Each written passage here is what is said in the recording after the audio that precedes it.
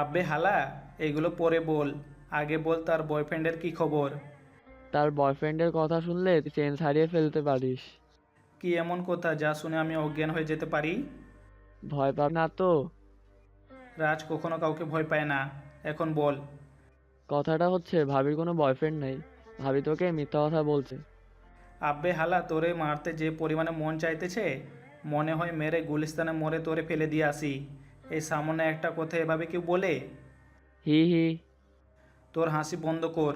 ভালোভাবে খোঁজ নিয়েছিস তো যে তানার বয়ফ্রেন্ড নাই? আমার 20 বছরের অভিজ্ঞতা। বন্দুকের গুলি মিস যাবে, কিন্তু আমার তথ্য সঠিক হতে মিস যাবে না। তোরে তো আগেই বলেছিলাম আমার সন্দেহ আছে। হুম। আচ্ছা থাক, আমি আমার হবু বইয়ের থেকে ঘুরে আসি। আচ্ছা যা। যাব কিভাবে? যেতেও তো ভয় করছে। কেন ভয় করছে কেন? কেননা, ওয়েট তোকে বোঝাচ্ছি। রাজ কথাটা বলে আবির আর ফাহিমকে কয়েকটা লাথি মেরে নেয়। রাজের মার খেয়ে ফাহিম বলল, আরে মামা, হাঁকাও মারছিস কেন? হাঁকাও না, তোরা কাল রাতে আমাকে ফাঁসিয়ে দিয়ে চলে গেলি। পরে আমি কোনো রকম যান বাঁচিয়ে পালিয়েছি তানার কাছ থেকে। তাহলে থাক, তো যাওয়া লাগবে না। না থাক তোরা, আমি গেলাম। কি আর করবে, সর্বোচ্চ 2টা থাপ্পড় মারবে আর কি। কোথায় কোথায় যে পরিমাণে থাপ্পড় মারে। আচ্ছা যা, বেঁচে থাকলে দেখা হবে। দোয়া করিস দোস্ত। তারপর রাজ আবির আর ফাহিম এর কাছ থেকে চলে আসে থানার উদ্দেশ্যে। থানায় যাওয়ার আগে একটা গোলাপ ফুল এবং একটা চিঠি আবার সাথে নিয়ে নেয়। রাজ থানার সামনে দাঁড়িয়ে আছে। ভিতরে তার ঢুকতে সাহস হচ্ছে না। অতি কষ্টে বুকে 0.5 গ্রাম সাহস জুগিয়ে রাজ ভিতরে ঢুকে। রাজ সোজা তানহার টেবিলের সামনে এসে গোলাপ ফুল আর চিঠি ফেলে দিল। রাজ তানহার টেবিলে গোলাপ ফুল আর চিঠি ফেলে দিয়ে তানহার দিকে তাকিয়ে দেখে তানহা রাগী দৃষ্টিতে তাকিয়ে আছে রাজের দিকে।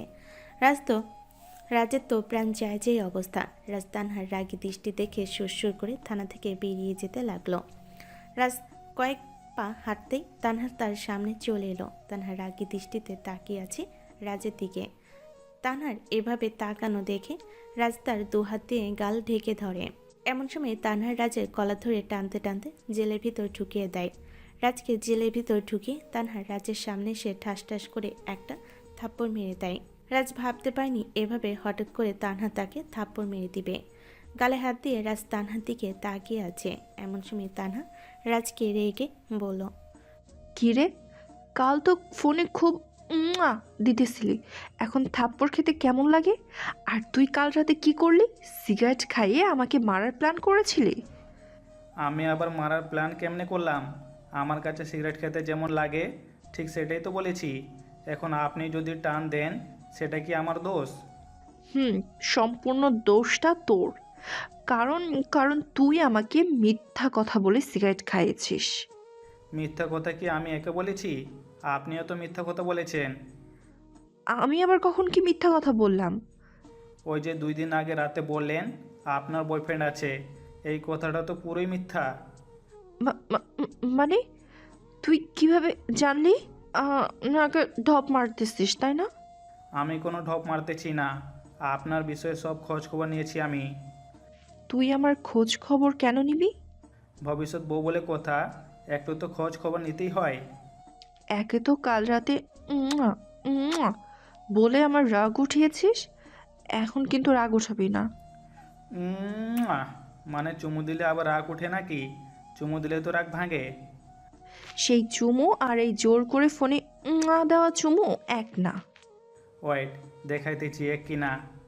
কথাটা বলার সাথে সাথে রাজ তানহার মাথার পিছনে হাত দিয়ে নিজের ঠোঁটের সাথে তানহার ঠোঁট এক করে দেয়। রাজ আচমকা এমন করে বসে। তানহা তো ড্যাব ড্যাব করে রাজের দিকে তাকিয়ে আছে। রাজ এমনটা করবে তা কল্পনাতেও সে ভাবেনি। রাজের তো সেই ফিলিংস হচ্ছে, আর তানহা তো শখ খেয়ে দাঁড়িয়ে আছে। প্রায় 1 মিনিট পর রাজ তানহাকে ছেড়ে দেয় এবং ঠোঁট মুছে নেয়। তানা কিছু বলছে না, দাঁড়িয়ে আছে। এমন সময় তানহার হাত রাজের গালে চলে যায়। ঠাস ঠাস করে 2টা থাপ্পড় মেরে দেয় রাজকে এবং কোনো কথা না বলে সেখান থেকে চলে যায়। তানহা এভাবে বেরিয়ে যাওয়ার সময় রাজ পেছন থেকে বলে, চুমুটা কিন্তু সেই ছিল। এরকম কিসের জন্য 2টা কেন, 4টা থাপড় খেতে রাজি প্রতিদিন। রাজের কথা শুনে তানহা কিছু বলল না, জাস্ট একবার রাজের দিকে তাকিয়ে বেরিয়ে চলে গেল। বেশ কিছুক্ষণ চলে গেল। রাত প্রায় 11টা। এমন সময় তানহা রাজের সামনে সে রাজকে ছেড়ে দিয়ে বলে, অনেক রাত হয়ে গেছে, বাসায় চলে যা। তোর আব্বু আম্মু চিন্তা করছে। কি ব্যাপার, হঠাৎ ছেড়ে দিচ্ছেন যে? ছেড়ে দিলেও দোষ, রেখে দিলেও দোষ। বেশি কথা না বলে চুপচাপ বাসায় যা। কাহিনি কি বলুন তো? তখন থেকে আপনাকে অন্যরকম লাগছে। কেমন লাগছে? আমার গার্লফ্রেন্ড লাগছে। তোরে তো আমি। তুই যাবি এখান থেকে? এত রাগ দেখান কেন? যাচ্ছি তো। রাজ কথা না বলে চলে যেতে লাগলো। রাজ কয়েক পা এগিয়ে আবার পিছন ফিরে এসে তানহাকে বলল, রাত তো অনেক হলো, আপনি বাসায় যাবেন? সেটা তোর ভাবতে হবে না। তুই যা, আমি একটু পরে যাব। ঠিক আছে, আমিও অপেক্ষা করলাম, একটু পর একসাথেই যাব। তুই যাবি নাকি আবার জেলে ঢুকিয়ে দিব? যাচ্ছি তো। এত জেলে ঢোকার ভয় দেখান কেন? রাজার কোনো কথা না বলে থানা থেকে বেরিয়ে গেল। রাজ থানা থেকে বেরিয়ে বাসায় না গিয়ে সোজা অন্য জায়গায় চলে যায়। রাজ বেরিয়ে যাওয়ার পর তানহা টেবিলে বসে শুধু রাজের কথাই ভাবতে থাকে। তানহা বর্তমানে রাজের কথাই ভেবে চলেছে সারাক্ষণ। সবসময় শুধু রাজের কথাই ঘুরপাক খাচ্ছে তার মাথায়। তানহা সব কিছু ভাবতেছে আর মুচকি মুচকি হাসতেছে। পরিশেষে তানহা নিজের ঠোঁটে হাত দিয়ে আলতো করে হাত দিয়ে হেসে ওঠে। তানহা আর কিছু না ভেবে মুচকি একটা হাসি দিয়ে রাজের দেওয়া চিঠিটা আর ফুলটা যত্ন করে তুলে রেখে থানা থেকে বেরিয়ে বাসের উদ্দেশ্যে রওনা হয়। প্রায় 10 মিনিটের মধ্যে বাসে চলে আসে তানহা। তানহা বাসে এসে কলিং বেলে চাপ দিতেই তার আম্মু এসে দরজা খুলে দিল। তখন তানহা বলল, আম্মু দরজার কাছে বসে কি আমার জন্য অপেক্ষা করছিলে নাকি, যে কলিং বেল দেওয়ার সাথে সাথে দরজা খুলে দিলে? অপেক্ষা না করে উপায় আছে? তুই যে শুরু করেছিস। আমি আবার কি করলাম? কি করেছিস মানে? কারণে অকারে মানুষ জেলে ঢুকিয়ে দিস, সব সময় চট থাপ্পড় মারিস বিনা দোষে। আমি আবার কারে অকারণে জেলে ঢুকালাম? আর এসব কে বললো তোমায়? একটা ছেলে এসে তোর নামে এসব বিচার দিয়েছে, আর ছেলেটার ভেতরেই আছে। কে ছেলেটা? চলো তো দেখি। তানহা তার আম্মুর সাথে দরজা লক করে ভিতরে যেতে নিবে, এমন সময় কোথা থেকে যেন রাজ চলে আসে তানহার সামনে আর বলে, আমি। তুই আমার বাসা পর্যন্ত চলে এসেছিস? তোরে তো আজকে কুচি কুচি করব। দেখেছেন আন্টি, বলেছিলাম না? এখন বিশ্বাস হলো আমার কথা? এখানে আম্মু আছে, না হলে এতক্ষণে 2-4টা পড়ে যেত তোর গালে। বেরো আমার বাসা থেকে, বেরো। কি 2-4টা পড়ে যেত কালে? ওই যে আন্টি পাপি দেওয়ার কথা বলেছে, তখন একটা দিয়েছিল তো। কি বললি আবার বল? তোরে তো আমি আজকে কাঁচা চিবিয়ে খাবো। তানহা অনেক রেগে গেছে। তানহা রাজকে পিটাতে পিটাতে বাসা থেকে বের করে দেয় আর রাজের মুখের উপর অনেক রেগে দরজাটা লক করে দেয়। রাজ একটা হাসি দিয়ে সেখান থেকে চলে আসে। রাজ তানহাদের বাসা থেকে নিজের বাসায় চলে আসে। কলিং বেলে চাপ দিতেই কিছুক্ষণ পর তার আম্মু এসে দরজা খুলে দেয়। রাজ তার আম্মুর হাতের খাবার খেয়ে সোজা রুমে চলে আসে। রাজ রুমে এসে ফোনটা হাতে নিয়ে দেখে রাত প্রায় 12:30-এর কাছাকাছি। রাজার কোনো কিছু না ভেবে তার জানেমান মানে তানহার নাম্বারে কল দেয়। একবার রিং হতেই সাথে সাথে তানহা ফোনটা রিসিভ করে, যেন রাজের কলের জন্যই অপেক্ষা করছিল সে।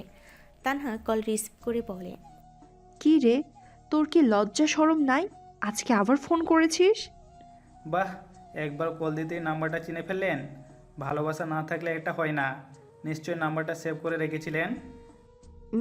মানে আমি কেন তোর নাম্বার সেভ করতে যাব? আমার কি ঠেকা পড়ছে? ঠেকাই তো পড়েছে। মনে হয় আমার কলের জন্য অপেক্ষাই করেছিলেন। শুধু শুধু রাগ উঠাবি না, ফোন কাট, ছাগলের 1 নাম্বার বাচ্চা। ফোন কি শুধু আমিই কাটতে পারি? আপনি পারেন না? আসল কথা হলো, আমার সাথে কথা বলার ইচ্ছে জন্মেছে আপনার। রাজের কথাটা বলা শেষ হতে তানহা ফোনটা কেটে দেয়। সাথে সাথে রাজ আবার তানহাকে কল দেয়। তানহা ফোনটা রিসিভ করে রাগী গলায় বলে, কি রে ছাগলের 3 নাম্বার বাচ্চা, আবার ফোন দিলি কেন? আপনি ফোনটা রিসিভ করলেন কেন? ঠিক আছে, তাহলে কেটে দিচ্ছি। এই না না, একটা জিনিস এখনও পাওয়া বাকি আছে আপনার। মানে?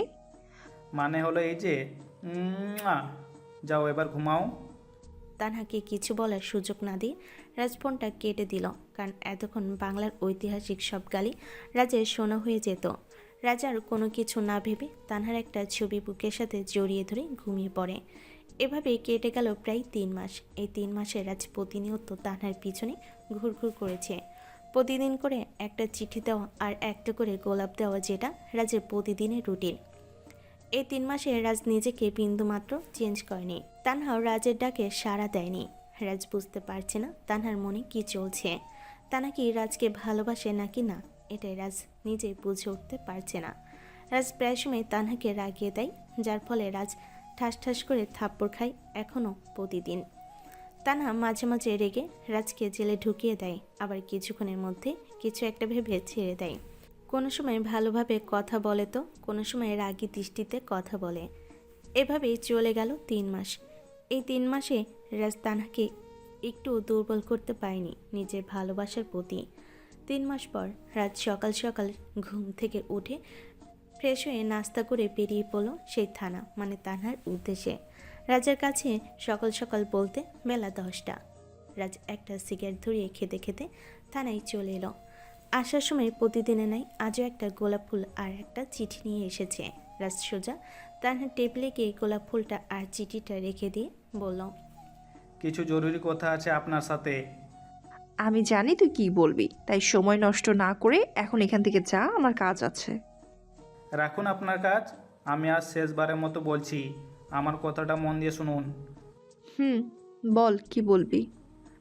জানি না আপনি আমাকে ভালোবাসেন কি না, কিন্তু আমি আপনাকে অসম্ভব ভালোবাসি। আপনাকে কখনো ভুলতে পারবো না আমি। প্রায় গত 3 মাস ধরে আমি আপনাকে পাগলের মতো ভালোবেসে গেছি। তার পরিবর্তনে আপনি আমাকে কিছুই বলেননি। আমি আর নিতে পারছি না এসব। আমি সোজাসাপটা কথা বলছি, আপনি আমাকে ভালোবাসেন কি না। এই 3 মাসে কি আমি আপনার মনে জায়গা করে নিতে পেরেছি, নাকি আপনার মনে এখনও শূন্য? আমি কি আপনার মনে আমার ভালোবাসা সৃষ্টি করতে পেরেছি, নাকি আমি ব্যর্থ? আপনার কি এই 3 মাসে একবারের জন্য মনে হয়নি আমি ভালোবাসার যোগ্য, নাকি আমি আপনার ভালোবাসা পাওয়ার যোগ্য না? আমি কি এতটাই খারাপ যে কারো ভালোবাসা পাওয়ার যোগ্যতা নাই আমার, নাকি আমাকে রাস্তার ছেলেদের মতো মনে হয় আপনার? আমায় কি একবারের জন্য বিশ্বাস করা যায় না? আপনি শুধু একবার আমার হাতটা ধরুন। কোটি মানুষের মধ্যে আমি শুধু আপনাকে ভালোবেসে যাব সারা জীবনের জন্য। আপনি কি আপনার সাজানো পৃথিবীতে আমাকে বসবাস করাতে দিবেন নাকি না? পরিশেষে একটা কথাই বলতে চাই, এই বোকাটের হাতটা একবারের জন্য ধরেই দেখুন। আমি আপনার জন্য নিজের পুরো লাইফ চেঞ্জ করে দিব। আপনার মনে মতো হয়ে সমাজে আপনার যোগ্য হয়ে উঠব। আপনি কি আমাকে আপনার সাথে জ্যোৎস্না রাতে রেললাইনের উপর হাঁটার অধিকার দিবেন? অনেক অনেক ভালোবাসি, মৃত্যুর আগ পর্যন্ত আমি আপনাকে ভালোবেসে যাব। সেই অধিকারটুকু আমার চাই। তানহা রাজের কথা শুনে চুপ করে আছে, কিছু বলছে না। তানহা ভাবতে পারেনি রাজ এমন কিছু একটা করে বসবে আজ। তানহা কিছু বলছে না, চুপ করে শুধু রাজের বলা কথাগুলোই ভেবে যাচ্ছে। চুপ করে না থেকে হ্যাঁ বা অথবা না বলুন। হ্যাঁ বলেও আপনি আমার, না বলেও আপনি আমার। কারণ রাজ যেটা চায় সেটা যে কোনো মূল্যে রাজের চাই। জাস্ট মনের অনুভূতিটা প্রকাশ করলাম। এখন আপনার কিছু বলার থাকলে বলতে পারেন। মনের অনুভূতি প্রকাশ, সাথে আবার থ্রেট? এখানে থ্রেটের কিছু নাই, যেটা সত্যি সেটাই বললাম। এখন বলেন আপনার মতামত কি? যদিও আপনার মতামতের কোনো যায় আসে না, তবুও। এই যে 3 মাসে তুই আমার সাথে যেসব করেছিস, এই যে 3 মাসে প্রতিদিন ফুল দেওয়া, চিঠি দেওয়া, ভালোবাসি কথাটা বলা, এসব কি তুই মন থেকে মিন করে বলছিস নাকি আবেগের বশে? উপরের কথাগুলোও কি আবেগের বশে? 90 দিনে 88টা চিঠি, 88টা গোলাপ ফুল, সাথে অগণিত ভালোবাসি কথা বলার সাথে থাপ্পড় খাওয়া, এসব কি আপনার আবেগ মনে হয়? আমি যা বলেছি সব মন থেকে মিন করে বলেছি। এটা আমার ক্ষণিকের আবেগ না, এটা আমার সারা জীবনের জমানো ভালোবাসা। যে ভালোবাসা একদিনে নয়, ধীরে ধীরে আপনার প্রতি জন্ম হয়েছে। আচ্ছা, আপনি কখনো দেখেছেন আমি অন্য কোনো মেয়ের পিছনে ঘুরছি বা কাউকে গোলাপ চিঠি দিয়েছি? যা দিয়েছি শুধু আপনাকে, কারণ আমি আপনাকে ভালোবাসি। আপনি কি অন্য কোনো মেয়ের দিকে তাকাতে দেখেছেন আমায় কখনো? তানহা চুপ করে আছে, কিছু বলছে না। কারণ তানহা জানে রাজ তাকে কতটুকু ভালোবাসে। আর রাজ যা করেছে সবই মন থেকে তানহার প্রতি ভালোবেসে করেছে। তখন রাজ কিছুক্ষণ চুপ থেকে আবার বলল, আচ্ছা, আমি যে আপনাকে প্রতিদিন গোলাপ চিঠি দেই, আপনি কি চিঠিগুলো খুলে কখনো দেখেছেন? না, শুধু প্রথম দিন দেখেছিলাম। কেন, কি আছে এই চিঠির মধ্যে? ওয়েট, আমি দেখছি। তানহা এক এক করে যত্নে রেখে দেওয়া রাজে সব চিঠি বের করে শুকিয়ে যাওয়া ফুলগুলো। রাজ তো অবাক হয়ে তাকিয়ে আছে এসব করাতে। রাজ ভাবতে পারেনি তানহা এগুলো তুলে রেখেছে। রাজ হয়তো ভেবেছে তানহা তার দেওয়া সব ফুল আর গোলাপ ডাস্টবিনে ফেলে দিয়েছে। তানহা রাজের চিঠিগুলো বের করে একটা চিঠি খুলে তানহা চিঠিতে তাকিয়ে দেখে সব কিছুই ঠিকঠাক আছে, কিন্তু রাজ কিসের কথা বলছিল। এমন সময় তানহার চোখ যে চিঠির এক কোণে। তানহা তাকিয়ে দেখে চিঠির শেষে লাল রক্ত দিয়ে একটা লাভ আঁকানো, যার মধ্যে ছোট্ট করে লেখা তানহা। তানহা এইটা দেখে অনেক অবাক হয়, সাথে রেগেও যায়।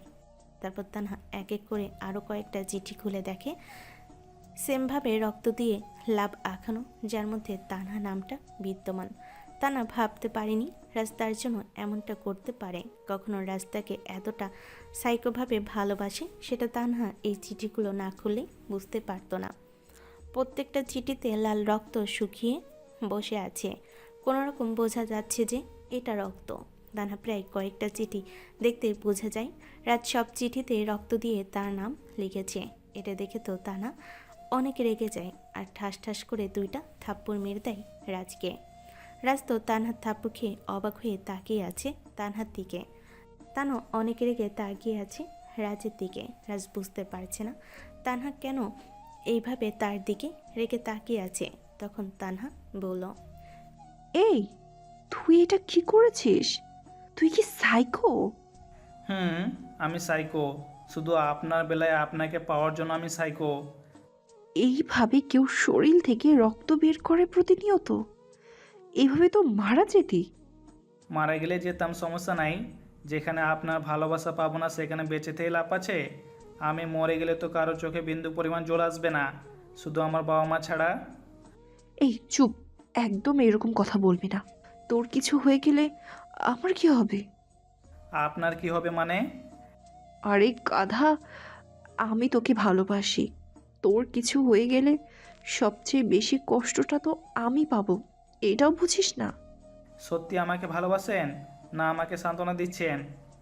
তোরে যদি ভালো নাই বাসতাম তাহলে তোর ফোনের জন্য প্রতিদিন রাতে অপেক্ষা করতাম না, সিমটা অফ করে দিতে পারতাম।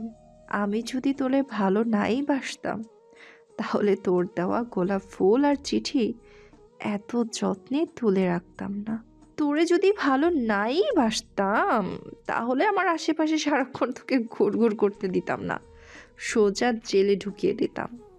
তাহলে এতদিন যে আমি আপনাকে প্রপোজ করেছি, তাহলে আপনি রাজি হননি কেন? আর আমাকে ভালোবাসি কথাটা বলেননি কেন?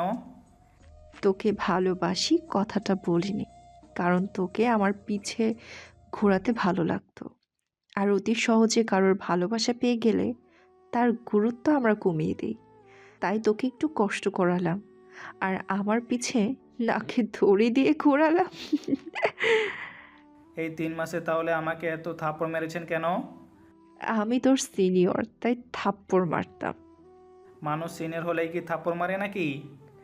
তুই তো ফেসবুকে পোস্ট করছিস সিনিয়র আপুর থাপ্পড় খাওয়ার এক আকাশ পরিমাণ ইচ্ছে, তাই প্রতিনিয়ত তোর ইচ্ছাটা পূরণ করতাম। ঠিকই তো পোস্ট করেছি। সিনিয়র মানেই এক অন্যরকম অনুভূতি। সিনিয়র আপু মানেই শাসন, থাপ্পড় আর আদর আর আদর। তাহলে এখন আর আরেকটা দে। তাড়াতাড়ি দেন, আপনার থাপ্পড় খাওয়ার জন্য আমার গালটা বেকুল হয়ে আছে। এই বলে রাজ তানহার দিকে তার মুখটা এগিয়ে দেয় এবং সাথে সাথে তানহা রাজের গালে ছোট্ট একটা কিস করে দেয়। বিশ্বাস করেন ভাই, বাস্তবে কোনো সিনিয়র আপু এইভাবে কিস করলে আমার জীবন ধন্য হয়ে যাইতো। তখন রাজ তানহাকে বলে, এই 3 মাসে অনেক থাপ্পড় খাইছি, এবার আসল মুনাফা সব তুলবো। মানে বুঝাচ্ছি, ওয়েট। কথাটা বলে রাজ তানহার ঠোঁটের সাথে তার ঠোঁট মিলিয়ে দিল। তানহা প্রথমে রেসপন্স না করলেও পরে রেসপন্স করতে শুরু করে। প্রায় 2 মিনিট পর রাজ তানহাকে ছেড়ে দিল। রাজ তানহাকে ছাড়তেই তানহা আবার রাজের ঠোঁটের সাথে তার ঠোঁট এক করে দিল। প্রায় 5 মিনিট লিপ কিস করার পর রাজ ছাড়িয়ে দিল আর বলল, আজকে আর ডিউটি করতে হবে না, ছুটি নিয়ে নেন, আজকে সারাদিন ঘুরবো। 5 মিনিট ওয়েট। তারপর তানহা ছুটি নিয়ে রাজকে সাথে নিয়ে থানা থেকে বেরিয়ে পড়ে। তারপর তারা একটা রিক্সা ডেকে পরে ঘোরাঘুরি করার জন্য। তানহা রাজের ঘাড়ে মাথা রেখে বসে আছে। তান্নার চুলগুলো বারবার উড়ে তার মুখের সামনে এসে পড়ছে আর রাজ তান্নার চুলগুলো সরিয়ে দিচ্ছে। দুজনেই মনের ভিতর এক অন্যরকম অনুভূতি বিরাজ করছে। তখন তানহা বলল, আমাকে বাসায় বিয়ের জন্য চাপ দিচ্ছে। বল, কোন দিন আমাদের বাসায় যাবি বিয়ের প্রপোজ নিয়ে? কয়েকটা দিন ঠিক মতো প্রেম করতে পারলাম না, এর মধ্যে বিয়ে? যত প্রেম সব বিয়ের পর করিস। কি করব? কি, আবার প্রেম? ও, আমি তো ভাবলাম অন্য কিছু। শালা লুচ্চা, খালি লুচ্চামি করার ধান্দা। যা সর আনতে। এটাকে লুচ্চামি বলে না, এটা হলো হুবুয়ের প্রতি রোম্যান্স। তোর মেইন পয়েন্টে এমন এক লাথি দিব রোমান্স বেরিয়ে যাবে। হ্যাঁ, সৃষ্টিকর্তা মেয়েদের মাথায় একটু বুদ্ধি দিয়ে তো এই পৃথিবীতে পাঠাতে পারতেন। নিজের মা হওয়ার রাস্তা নিজে বন্ধ করতে চাইছে, সাথে আমার ভবিষ্যৎ নিয়ে টানাটানি করতেছে। এবার কিন্তু সত্যি সত্যি মেইন পয়েন্টে লাথি খাবি। তাহলে আমি দেশের জনসংখ্যা কিভাবে বৃদ্ধি করব? জীবন যুদ্ধে, জনসংখ্যা বাড়ানোর যুদ্ধে আমি হেরে যাব। দেশের জনসংখ্যা যে পরিমাণে বৃদ্ধি পাচ্ছে, তোরে আর বাড়াইতে হবে না ভাই। এত কিছু থাকতে ভাই। ঠিক আছে আপু, সমস্যা নাই, আপনি চালায় যান, আমি আপনার ভাই আপনার সাথে আছি। পছন্দের মানুষকে সবাই প্রথম প্রথম ভাই আপুই ডাকে। তাই নাকি? তাহলে তো আমাকে অনেক মেয়ে পছন্দ করে। কেমনে? ফেসবুকে অনেক মেয়ে আমাকে ভাই বলে ডাকে। আগে কোনো মেয়ে ভাই বলে ডাকলে বুকে বাম পাশে ব্যথা হতো, আজকে পর থেকে আর হবে না। চুপ, একদম মেরে ফেলবো অন্য কোনো মেয়ের কথা মাথায় আনলে। তুই শুধু আমার আর আমি শুধু তোর। হুম, আপনি শুধু আমার আর আমি সব সিনিয়র আপুদের। তোরই তো আমি। আপনাকে অনেক ভালোবাসি সিনিয়র, আপনি আমার একমাত্র সিনিয়র। আপনি থাকবেন তো সারা জীবন আমার পাশে আমার সিনিয়র হয়ে? থাকবো। এখন বল, আমাদের বাসায় বিয়ের প্রপোজাল কবে নিয়ে যাবি? খুব তাড়াতাড়ি, 2-1 দিনের মধ্যে নিয়ে যাব। তোমার আব্বু আম্মুকে আমাদের বিষয়ে জানাও, আর যত তাড়াতাড়ি পারো বিয়ের প্রপোজাল নিয়ে আসতে বলো। আমার আব্বু আম্মু জানে আমাদের বিষয়ে, চিন্তা করবেন না, 2-1 দিনের মধ্যে দেখবেন আপনাদের বাসায় হাজির। কিন্তু একটা বিষয়ে খুব ভয় হচ্ছে আমার। কি বিষয়ে? আমার আব্বু আমার আব্বু অনেক রাগী একটা মানুষ। তুই তো কিছু করিস না, বেকার ঘুরে বেড়াস। আমার আব্বু যদি রাজি না হয়, তোর সাথে আমার বিয়ে দিতে না চায়? আরে পাগলি, এমন কিছুই হবে না। আমার আব্বু আছে না, আমার আব্বু গেলে এমনি এমনিই রাজি হয়ে যাবে। তুমি চিন্তা করো না, আমার আব্বু সব সামলে নেবে। হুম তারপর তানহা আর রাজ সারাদিন ঘোরাঘুরি করতে থাকে। আজকের এই দিনটা তানহা আর রাজের জন্য অনেক স্পেশাল হয়ে থাকবে। এই মুহূর্তগুলো রাজ আর তানহার জীবনে সারা জীবন গেঁথে থাকবে, যেমন গোলাপের মাঝে কাঁটা গেঁথে থাকে। রাজ আর তানহা ঘোরাঘুরি করতে করতে সন্ধ্যা হয়ে যায়। তারপর একটা রেস্টুরেন্টে ঢুকে সন্ধ্যা খাবার খেয়ে বাসায় চলে আসে। রাজ এবং তার আব্বু আম্মু ড্রয়িং রুমে বসে আছে। এমন সময় রাজের আব্বু বলল, আজ থেকে তোর সময় শেষ। আমার সময় শেষ মানে? এখনও তো বিয়েই করলাম না, এর মধ্যে আমার সময় শেষ? আরে গাধা, মারার কথা বলিনি। ভালো করে মনে করে দেখ, 3 মাস আগের কথা। 3 মাস আগে আমার থেকে 3 মাসের সময় নিয়েছিলি। কিসের সময় নিয়েছিলাম? 3 মাস আগে না বলেছিলি তুই একটা মেয়েকে ভালোবাসিস, আর 3 মাসের মধ্যে মেয়েটাকে পটিয়ে দেখাবি। আর না পড়াতে পারলে তুই অফিসে বসবি, আর আমি মেয়ের বাসায় বিয়ের প্রপোজাল নিয়ে যাব। হুম, বলেছিলাম তো। আজ থেকে 3 মাস শেষ। আমি জানতাম তুই মেয়েটাকে পড়াতে পারবি না। তোর মতো বখাটে ছেলেকে কে পছন্দ করবে? তুই কাল থেকে অফিসে বসবি, আমি কয়েকদিনের মধ্যে মেয়েটার বাসায় তোর জন্য বিয়ের প্রপোজাল নিয়ে যাব। তোমার কি মনে হয় এই 3 মাসে আমি মেয়েটাকে রাজি করাতে পারিনি? না, তোর মতো বখাটে বেকার ছেলের দ্বারা এটা সম্ভব না। আমি জানতাম তুই পারবি না, তাই এই 3 মাসে কিছু বলিনি, কারণ তুই 3 মাস টাইম নিয়েছিলিস। এখন? এখন হলো তুই মেয়েটাকে পড়াতে পারিসনি, যেহেতু তুই সেই অনুযায়ী কাল থেকে তুই অফিসে বসবি, আর আমি কয়েকদিনের মধ্যে মেয়েটার বাসায় তোদের বিয়ের বিষয়ে কথাবার্তা ফাইনাল করব। ওয়েট। কথাটা বলে রাজ উঠে চলে আসবে। এমন সময় রাজের আব্বু বলল, কিরে, কই যাচ্ছিস? অপেক্ষা করো 20 মিনিট, আমি আসছি। রাজ বাসা থেকে বেরিয়ে বাইকটা নিয়ে সোজা তানহার বাসার সামনে চলে আসে। তানহার বাসার সামনে এসে রাজ তানহাকে ফোন দেয়। তানহা ফোনটা রিসিভ করে বলে, আমার জুনিয়র জানো, বলো। আমি আপনার বাসার বাইরে আছি, 5 মিনিটের মধ্যে একটা শাড়ি পরে সুন্দর করে সেজে বাইরে আসুন। রাত প্রায় 10টা বাজে, খেয়াল আছে তোর? এত রাতে কই যাবি? আছে। আপনি তাড়াতাড়ি রেডি হয়ে আসুন, আমি বাইরে অপেক্ষা করছি। আর কোথায় যাব তা গেলেই দেখতে পারবেন। আচ্ছা ঠিক আছে, তুই অপেক্ষা কর, আমি আসছি। তাড়াতাড়ি 5 মিনিটের মধ্যে আসুন।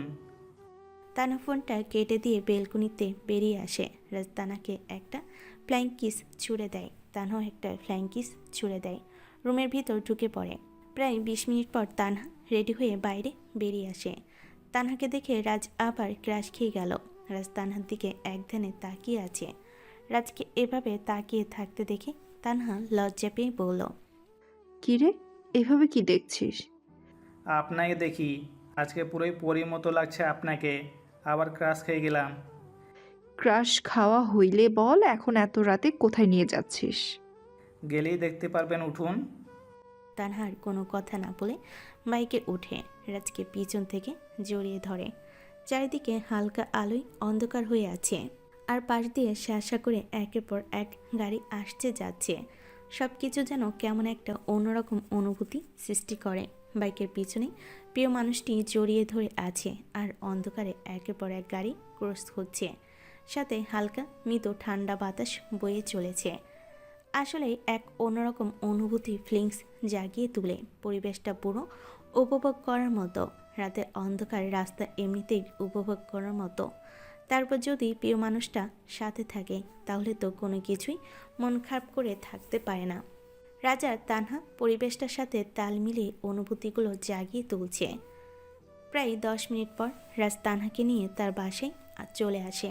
রাজ তানহাকে তার বাড়ির সামনে নিয়ে আসতে তানহা রাজের দিকে একটু অন্যরকম চোখে তাকায়, এবং তানহা রাজকে অপরাধীর চোখে তাকিয়ে জিজ্ঞেস করে, কি রে, এটা কার বাড়ি? আর এত রাতে আমাকে কেন এখানে নিয়ে এসেছিস? এইভাবে তাকিয়ে আছেন কেন? আর এটা আমাদের বাসা। আপনি যেমনটা ভাবছেন তেমন ছেলে আমি না। এই সমাজ, এই পৃথিবী এমনটা ভাবতে বাধ্য করে। আজকাল প্রায় 80% ছেলের কাছ থেকে এমনটাই আশা করা যায়। অন্য কারোর সাথে আমার তুলনা করবেন না। আর কাউকে ভালোবাসলে তার প্রতি বিশ্বাস রাখতে হয়, যে বিশ্বাসটা আমার প্রতি আপনার নাই। তোকে বিশ্বাস করি বলেই তো ভালোবাসি। তোকে বিশ্বাস করি বলেই তো এত রাতে তোর সাথে বেরিয়ে এসেছি। তোকে বিশ্বাস না করলে কখনোই আসতাম না। আর এভাবে তুই হঠাৎ বাড়ির সামনে নিয়ে আসাতে বিচলিত হয়ে গেছিলাম। সরি। আমার সিনিয়র আপু, এখন ভিতরে চলেন। খবরদার, আর আপু বলবি না, মেয়েরে মুখ ভেঙে দিব। তখন তো এমনি বলেছিলাম। আর বলবো না, এখন তো ভিতরে চলেন। আমি যাব না, আমার লজ্জা করছে। আপনার লজ্জাও আছে? এটা দেখে অবাক হলাম। এভাবে না তাকে ভিতরে চলুন। তোর আব্বু আম্মুর যদি আমাকে পছন্দ না হয়? কি, আমার পরীকে পছন্দ হবে না? এটা কোনো কথা বললেন? আর আমি যাকে পছন্দ করব আব্বু আম্মু না করবে না। তুই কি দেখে আমার প্রেমে পড়লি, আমাকে পছন্দ করলি? আপনার সেই মায়াবী চোখ আর ঠোঁটের নিচে সেই ছোট তিল, যা প্রতিনিয়ত আমাকে নতুন করে আপনার প্রেমে ফেলতে বাধ্য করে, নতুন করে ভালোবাসতে বাধ্য করে। যা, এইভাবে কেউ বলে? লজ্জা করে আমার। আর লজ্জা পেতে হবে না, এখন আমার পিছনে পিছনে আসুন। রাজ কলিং বেলে চাপ দিতে তার আম্মু এসে দরজা খুলে দেয়। রাজকে দেখে তার আম্মু বলে, কিরে, আসছিস? আয় ভিতরে আয়। আমার সাথে আরও একজন আছে। কে? তুমি যাকে নিয়ে আসতে বলেছিলে 3 মাস আগে, আর এখন যাকে আনতে গেছিলাম। কাকে আনতে বলেছিলাম? আর এত রাতে তুই কাকে আনতে গেছিলি? তোমার হবু বৌমা। কই দেখি, এখানে তো কাউকে দেখতে পাচ্ছি না। আমার পিছে। সর সামনে থেকে, দেখি আমার বৌমা কই।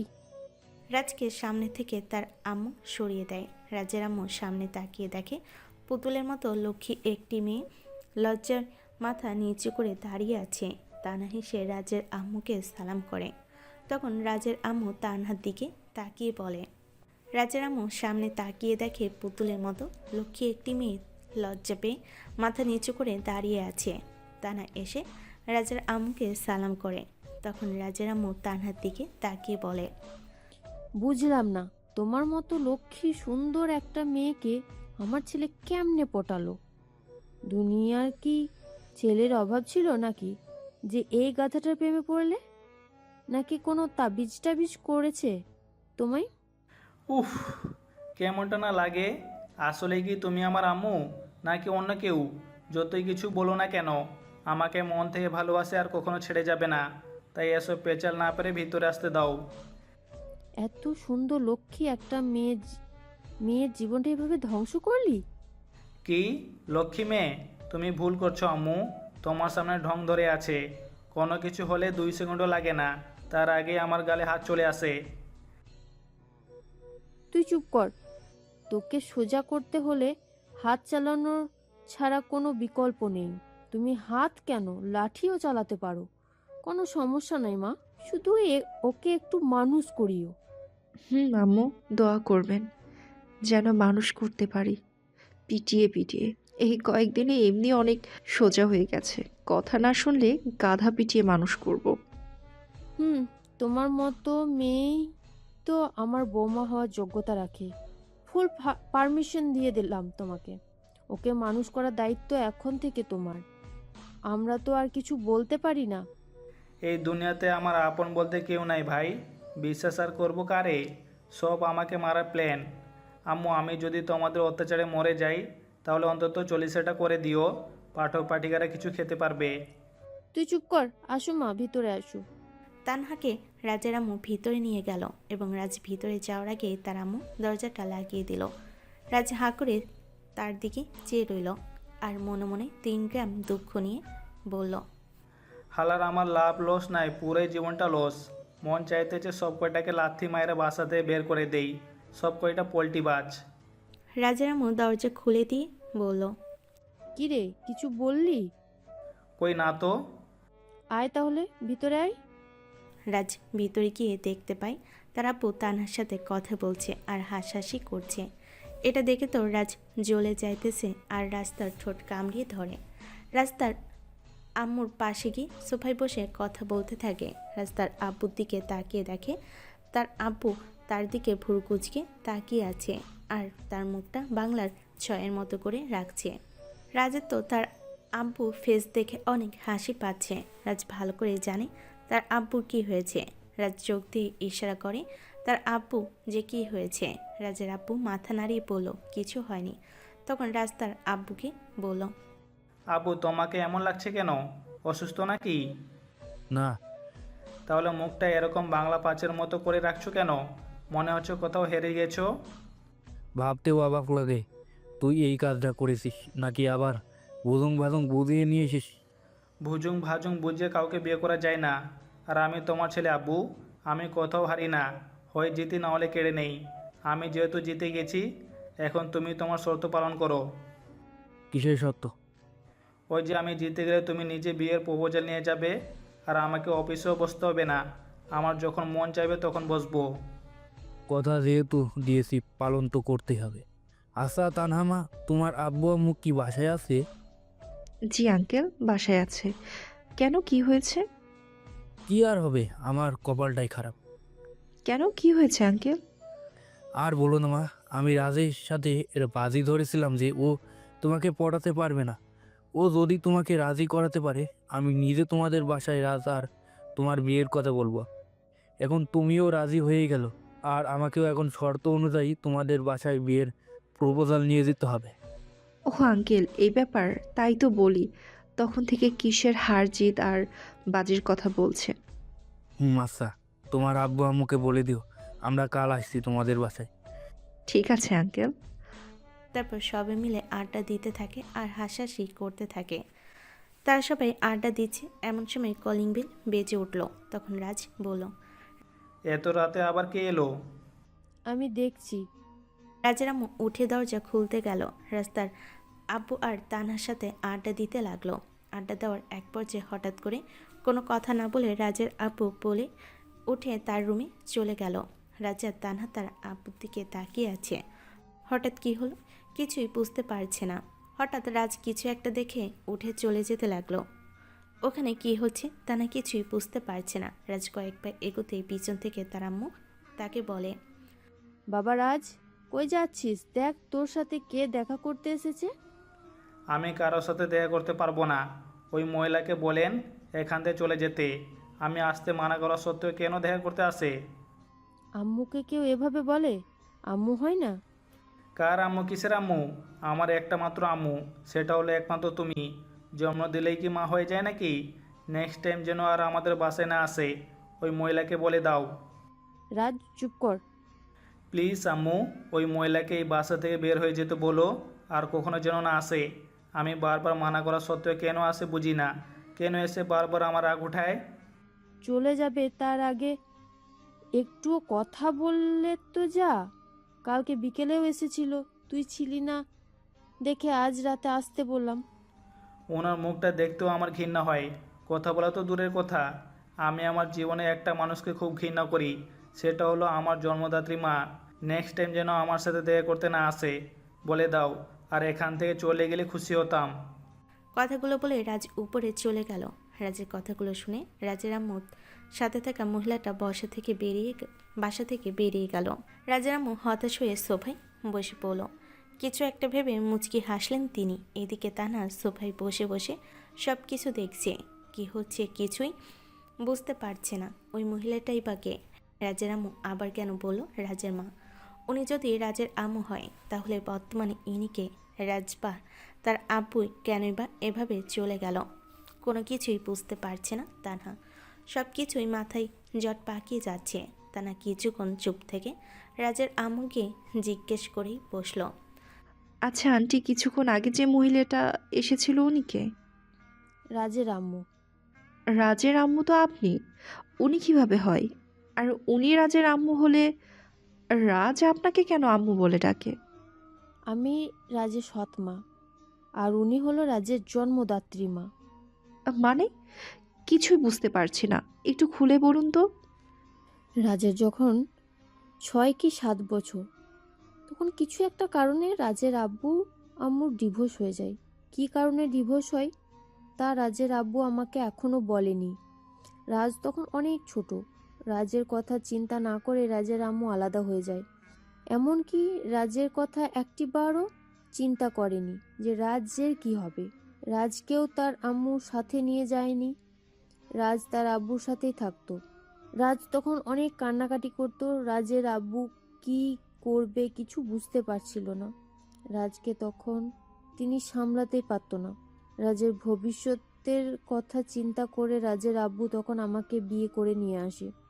বিয়ের পর আমরা কোনো সন্তান নিইনি রাজের কথা ভেবে, যে আমার সন্তান হলে যদি ভবিষ্যতে আমি রাজকে অবহেলা করি, সেই ভয়ে আমিও সন্তান নিইনি। রাজকে আমি ছোটবেলা থেকে নিজের ছেলের মতো অনেক আদর যত্নে মানুষ করেছি। কখনো বুঝতেই দিইনি যে আমি ওর সৎ মা। আর রাজও আমাকে অনেক ভালোবাসে। রাজ আমাকে তার নিজের আম্মু মনে করে, আর আমিও রাজকে নিজের সন্তান মনে করি। এই পৃথিবীতে রাজ সবচেয়ে বেশি ভালোবাসে আর সম্মান করে একমাত্র আমাকে। আমি যদি এখন রাজকে বলি যে তোমাকে আমার পছন্দ হয়নি, তাহলে রাজ এক ঝটকায় তোমাকে তার জীবন থেকে সরিয়ে দিবে। রাজ যেমন আমাকে ভালোবাসে ঠিক তেমনি তোমাকেও ভালোবাসে। কখনো ছেড়ে যেও না ওকে। ছোটবেলা থেকে আদর দিয়ে বড় করেছি তো, এখন কিছু বলতে পারি না। বড় হওয়ার সাথে সাথে কবে যে এমন হয়ে গেল বুঝতে পারিনি। বন্ধুদের সাথে সারাদিন আড্ডা দেওয়া আর গভীর রাতে বাসায় ফেরা, কবে যে দেখতে দেখতে এমন হয়ে গেল বুঝতেই পারলাম না। তুমি সব কিছু সামলে ওর সাথে থেকে যেও। ওর মনের ভিতর থেকে খুব ভালো। কখনো কষ্ট দিও না ছেলেটাকে আমার। মা, এই কয়েকদিনে আমিও ওকে খুব ভালোবেসে ফেলেছি। আর পাগলটাও আমাকে অনেক ভালোবাসে। আর ভালোবাসার মানুষকে কি কেউ কখনো কষ্ট দেয় বা ছেড়ে যায়? তবে ওর সাথে নিজেকে মানিয়ে একটু শুধরে নিও। ছোটবেলায় আদর দিয়ে মানুষ করেছি তো, আদরে আদরে একটু বাদর হয়ে গেছে। তবে ওর মনটা অনেক ভালো। যাকে ও ভালোবাসে একদম মন থেকে ভালোবাসে, আর যাকে ঘৃণা করে তার ছায়াও মারায় না। মা, আমি আছি না, ওকে একদম শুধরে ঠিকঠাক করে দিব, চিন্তা করবেন না। কিন্তু একটা জিনিস বুঝলাম না, এতদিন পর আবার রাজের আম্মু কেন এলো? উনি বছরে 1 থেকে 2 বার আসে রাজের সাথে দেখা করতে। আসলে নিজের সন্তান বলে কথা, নিজের সন্তানকে কি কখনো কোনো মা ভুলতে পারে না? তাহলে রাজ ওনার সাথে এরকম ব্যবহার করলো কেন? ছোটবেলা থেকে রাজের একটা ঘৃণা জন্মে গেছে ওনার প্রতি। সেই ঘৃণার ছাপ রাজ কখনো সরাবে না। বছরে 1-2 দিন উনি দেখা করতে আসলেও রাজ ঠিক এই রকম ব্যবহার করে। তারপরও এক নজর দেখার জন্য উনি আসে। ওহ, আচ্ছা। উনি যে রাজের সাথে দেখা করতে আসে, আপনার খারাপ লাগে না? খারাপ লাগবে কেন? মা তো তার সন্তানের সাথে দেখা করতে আসতেই পারে। আর রাজ কখনো আমাকে ছেড়ে যাবে না, বা আমার স্থানে রাজ কখনো অন্য কাউকে বসাবে না। একটু আগেই রাজ কি বলল শুনলে না? তার একটা মাত্র আম্মু, আর সেটা হলাম আমি। হুম, বুঝলাম। রাজ আপনাকে অনেক ভালোবাসে, আর আপনিও রাজকে অনেক ভালোবাসেন। তুমিও আমার ছেলেকে অনেক ভালোবাসো, আর আমার ছেলেও তোমাকে অনেক ভালোবাসে। হুম। আচ্ছা মা, রাত তো অনেক হলো, চলো রুমে চলো, আজকে এখানেই থাকবে। না আম্মু, আমাকে চলে যেতে হবে, না হলে আবার বাসায় ঝড় উঠে যাবে। আমার আব্বু অনেক রাগী তো। বুঝতে পারছি, তোমাকে আমাদের বাসায় রাখতে হলে কালকে তোমাদের বাসায় আমাদের যেতে হবে। আচ্ছা মা, তুমি বসো, আমি রাজকে ডেকে দিচ্ছি, রাজ তোমাকে রেখে আসবে। তারপরে রাজের আম্মু সিঁড়ি বেয়ে উঠে রাজের রুমে সামনে চলে আসে। দরজায় কয়েকবার ঠকঠক করতে রাজ ভিতর থেকে চিল্লিয়ে পড়ল। কি হলো আম্মু? আমি বলছি না কারোর সাথে দেখা করতে পারবো না, এভাবে দরজায় ঠকঠক করছো কেন? উনি চলে গেছে, অনেক রাত হয়ে গেল। তানহা মাকে তার বাসায় রেখে আয়। তুমি নিচে যাও, আমি যাচ্ছি। রাজ ওয়াশরুমে ঢুকে মুখে কয়েকবার পানির ঝাপটা দিয়ে বেরিয়ে এলো। তারপর তানহাকে নিয়ে বাসা থেকে বেরিয়ে পড়ল তানহাদের বাসার উদ্দেশ্যে। বাইক চলছে তার গতিতে। রাজ কোনো কথা বলছে না, চুপ করে আছে। তখন তানহা নীরবতা ভেঙে বলল, কি হলো? এভাবে চুপ করে আছো কেন? কি বলবো? থাক, তোর কিছু বলার লাগবে না। হালকা অভিমানী সুরে কথাটা বলল তানহা। রাজ কিছু বলল না। প্রায় 5 মিনিটের মধ্যে তানহাদের বাসার সামনে এসে পড়ল। তানহা কিছু না বলে বাইক থেকে নেমে চলে যাবে। এমন সময় রাজ তানহার হাত ধরে দিল এক টান। সাথে সাথে তানহা রাজার মুখের কাছে চলে এলো। তানহাকে এভাবে টান দেওয়ায় তানহার কিছু চুল তার মুখে এসে পড়ে। রাজ তার হাত দিয়ে চুলগুলো সরিয়ে তানহার কানে গুজে দিয়ে বলল, এত অভিমান কই থেকে আসে আমার সিনিয়র? জানি না, ছাড় আমাকে। যাওয়ার আগে আমার পাওনা তো দিয়ে যাও সিনিয়র। কিসের পাওনা? ওয়েট, দেখাচ্ছি কিসের পাওনা। রাজ আর কোনো কথা না বলে তানহার ঠোঁটের সাথে তার ঠোঁট এক করে দিল। তানহাও রাজের সাথে রেসপন্স করতে লাগলো।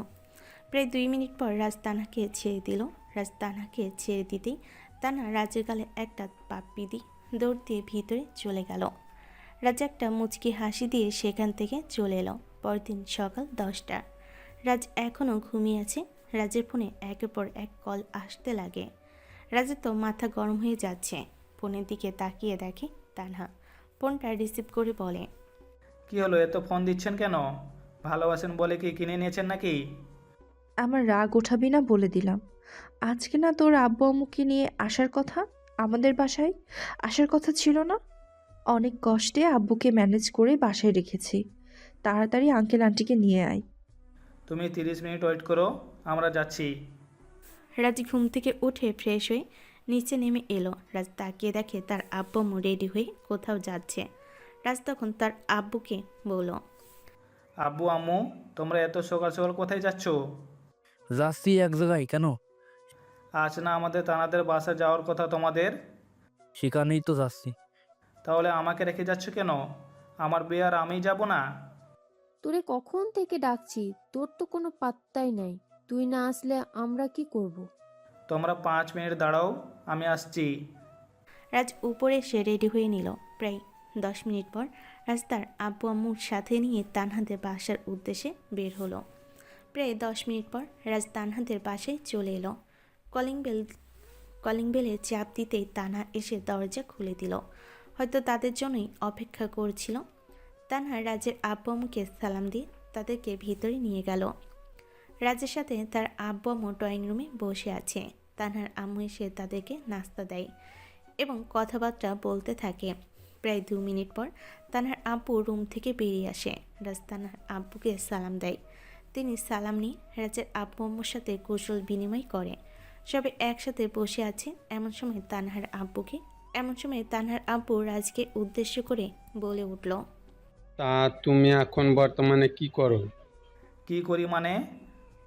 মানে তুমি কি কাজ করো? তোমার মূল ইনকাম সোর্সটা কি? তার মানে তুমি বর্তমানে কিছুই করো না? তুমি একটা বেকার ছেলে হয়ে কিভাবে আমার মেয়েকে বিয়ের প্রপোজাল নিয়ে আসো? তোমার কি যোগ্যতা আছে আমার মেয়েকে বিয়ে করার? তোমার তো দেখি কোনো কমন সেন্স নাই। একটা বেকার ছেলে হয়ে আমার বাসায় বিয়ের প্রপোজাল নিয়ে আসো? বাবা, তুই চুপ কর। তোমার তো কোনো যোগ্যতাই নেই আমার মেয়েকে বিয়ে করার। তোমার বাবা মাও দেখি বেহায়ার মতো বেকার ছেলেকে নিয়ে বিয়ের প্রপোজাল নিয়ে আসছে। সামান্য লজ্জাটুকুও কি নাই আপনাদের ভেতরে? কমন সেন্স নাই আপনাদের যে একটা বেকার ছেলেকে নিয়ে কিভাবে বিয়ের প্রপোজাল নিয়ে আসলেন? রাজের আব্বু আম্মু কিছু বলছে না। রাজের তো মাথা গরম হয়ে গেছে। রাজ উঠে দাঁড়িয়ে তানহার আব্বুকে বলে, দেখুন আঙ্কেল, যা বলার আমাকে বলুন, আমার আব্বু আম্মুকে নিয়ে একটা কথা না। দোষ তোমার নাই, সব দোষ তোমার আব্বু আম্মুর। ওনারা না করতে পেরেছে নিজের ছেলেকে মানুষ, আর না আছে নিজেদের মধ্যে কমন সেন্স। ওনারা তোমাকে সঠিক শিক্ষা দিতে পারেনি। আমার তো মনে হচ্ছে তুমি যেমন তোমার আব্বু আম্মু তেমন। ওনারা না করতে পেরেছে তোমাকে মানুষ, আর না আছে তাদের মধ্যে লজ্জা। সামান্য লজ্জাটুকুও থাকলে এখনো এখানে বসে থাকতো না। রাজ নিজেকে অনেক কন্ট্রোল করেছে, আর পারছে না। রাজের মাথা পুরোই গরম হয়ে গেছে। রাজের আব্বু আম্মুকে কেউ কিছু বলে রাজ সহ্য করতে পারে না। রাগে রাজের চোখ মুখ লাল হয়ে গেছে। রাজ কোনো কথা না বলে সোজা তানহার বাবার কলার ধরে দাঁড় করিয়ে ফেলে। তানহা রাজের হাত তার বাবার কলার থেকে ছাড়িয়ে ঠাস ঠাস করে 2টা থাপ্পড় মেরে দিল। রাজ তানহাকে মারার জন্য তার হাত ওঠালেও না মেরে হাত নামিয়ে নেয়। রাজ তানহার দিকে তাকিয়ে আছে। এমন সময় রাজের আব্বু উঠে ঠাস ঠাস করে 2টা থাপ্পড় মেরে দেয় রাজকে। রাজের আব্বু আম্মু একবারও রাজের দিকে তাকিয়ে তানহাদের বাসা থেকে বেরিয়ে চলে গেল। রাজ গালে হাত দিয়ে দাঁড়িয়ে আছে। এই প্রথম রাজের গায়ে হাত দিল তার আব্বু। রাজ কিছু না বলে তানহার দিকে একবার তাকিয়ে বাসা থেকে বেরিয়ে গেল। তানহার চোখ দিয়ে অযোধ্যারায় পানি পড়ছে। কি থেকে কি হয়ে গেল সে কিছুই বুঝতে পারছে না। তানহার আম্মু এসে তানহাকে সামলাতে লাগে। রাজ তানহাদের বাসা থেকে সোজা নদীর ধারে গিয়ে বসে একের পর এক সিগারেটের ধোঁয়া ওড়াতে লাগে। রাজের মাথা কাজ করছে না। আজ শুধু তার জন্য তার বাবা মাকে অপমানিত হতে হলো। তানহার বাবার জায়গায় অন্য কেউ হলে এতক্ষণে হসপিটালে থাকতো। তানহার বাবার কথা ভেবে শুধু রাজ নিজেকে কন্ট্রোল করেছে। কিছু সময়ের মধ্যে আবির আর ফাহিম চলে আসে রাজের কাছে, কারণ রাজ তানহাদের বাসা থেকে আসার সময় তাদের ফোন করে আসতে বলেছে। কি রে মামা, ডাকলি কেন? আর তোকে এরকম লাগছে কেন? বড় একটা ঝামেলা হয়ে গেছে। 5 মিনিট ওয়েট, আমি ছেলেবেলে রেডি করতেছি। কার এত বড় সাহস তোর সাথে ঝামেলা করে? আরে না, সেই ঝামেলা না, বিষয়টা সম্পূর্ণ আলাদা। কি হয়েছে সব খুলে বলতো। তারপর রাজ এক এক করে সব খুলে বলে তানহাদের বাসায় এক্স্যাক্টলি কি হয়েছে। সব বলে রাজ হতাশ হয়ে মাথা নিচু করে বসে রইল। তখন আবির বলল, এখন কি করবি ভাবছিস? সেটাই তো বুঝতে পারছি না, কি করব এই পরিস্থিতিতে। এখন আমি আব্বু আম্মুর সামনে কোন মুখ নিয়ে দাঁড়াবো? আমি না হতে পারলাম যোগ্য মানুষ, আর না হতে পারলাম কারো ভালো সন্তান। আর নিজেকে দোষ দিবি না, সবকিছুর মূল কারণ হলো টাকা। আজ যদি তুই বেকার না থেকে কিছু একটা করতি, এমনটা তবে হতো না। টাকা না, তানার আব্বুর মতো লোক আমার বাবার অফিসে লাইন দিয়ে দাঁড়িয়ে থাকে কথা বলার জন্য। ওরা যদি ওদের সাথে আমাদের ক্যাম্পের দেয়, ওরা তো আমাদের লেভেলেই না। যাই হোক, এখন তোরে তাকে পেতে হলে কিছু একটা করতে হবে, নিজের পরিচয় তৈরি করতে হবে। তবে ওই তানাকে পাওয়ার জন্য না, আমি রাজ এটা প্রমাণ করে দিব যে আমি ওর যোগ্য না। নাকি ওই তা না আমার যোগ্য না? Just wait and see. কি করবি? আপাতত বাসায় যাই, মাথাটা ব্যথা করতেছে, তারপর ভেবে দেখি কি করা যায়। ঠিক আছে, চল। তারপর সবাই যে যার বাসায় চলে যায়। রাজ বাসায় গিয়ে কলিং বেলে চাপ দেয়। রাজের আম্মু এসে দরজা খুলে দিয়ে ভিতরে চলে গেল, কিন্তু কিছু বলল না। রাজ ভিতরে গিয়ে দেখতে পায় তার আব্বু আম্মু সোফায় বসে আছে। রাজের দিকে কেউ তাকালো না। রাজ কিছু না বলে সিঁড়ি বেয়ে উপরে উঠে তার রুমে চলে এলো। ওয়াশরুমে গিয়ে 1 ঘন্টা ধরে গোসল করে নিজেকে স্বাভাবিক করার চেষ্টা করলো। রাজের মাথার উপর দিয়ে অনেক কিছুই বয়ে গেছে আজ। রাজের মাথাটা হালকা ব্যথা করতে লাগলো। তাই রাজ ওষুধ খাবে ভেবে টেবিলে গিয়ে দেখে ওষুধ নাই, ওষুধ শেষ। রাজের টেবিলে সবসময় ওষুধ থাকে, কারণ রাজের মাইগ্রেনের ব্যথা আছে, তাই প্রায় সবসময় মাথা ব্যথা করলে ওষুধ খায়। রাজ আর কিছু না ভেবে চুপচাপ মাথা ব্যথা সহ্য করতে লাগলো। যত সময় যায় তত মাথা ব্যথা আরও তীব্র হতে থাকে। একসময় রাজের মাথাটা প্রচণ্ড ব্যথা করতে থাকে। রাজার ব্যথা সহ্য করতে পারছে না, তাকে ওষুধ খেতে হবে। ওষুধ না খেলে কখনোই কমবে না। রাস্তার পকেটে হাত দেয়, ওয়ালেট নাই, হয়তো কোথাও পড়ে গেছে। রাজ ভালোভাবে রুমে খোঁজাখুঁজি করে দেখে ওয়ালেট নাই। রাজের সাথে এই মুহূর্তে একটা কয়েন পর্যন্ত নাই, সব টাকা ওয়ালেটে ছিল। রাজ আর কিছু না ভেবে রুম থেকে বের হয়। রাজ তাকিয়ে দেখে তার আব্বু আম্মু এখনও ড্রয়িং রুমে বসে আছে। রাজ গিয়ে সোফায় বসে। তার আব্বু আম্মু একবার তাকিয়ে কিছু বলল না। জীবনে এই প্রথম রাজ তার আব্বুকে কোনো কথা বলতে ভয় পাচ্ছে। রাজ কিছুক্ষণ সেখানে বসে রইল। রাজের মাথা ব্যথাটা আরও তীব্র হতে লাগলো। রাজের চোখে হালকা পানি চলে এসেছে। রাজ আর কোনো উপায় না পেয়ে ভয় ভয় মুখ ফুটে তার আব্বুকে বলল, আব্বু, তোমার কাছে টাকা হবে কিছু আমার? রাজ আর কিছু বলতে যেও বলল না, থেমে গেল। কারণ তার আব্বু তার দিকে তাকিয়ে আছে। রাজের কথা শুনে তার আব্বু রেগে বলল, আমার কি টাকার গাছ আছে?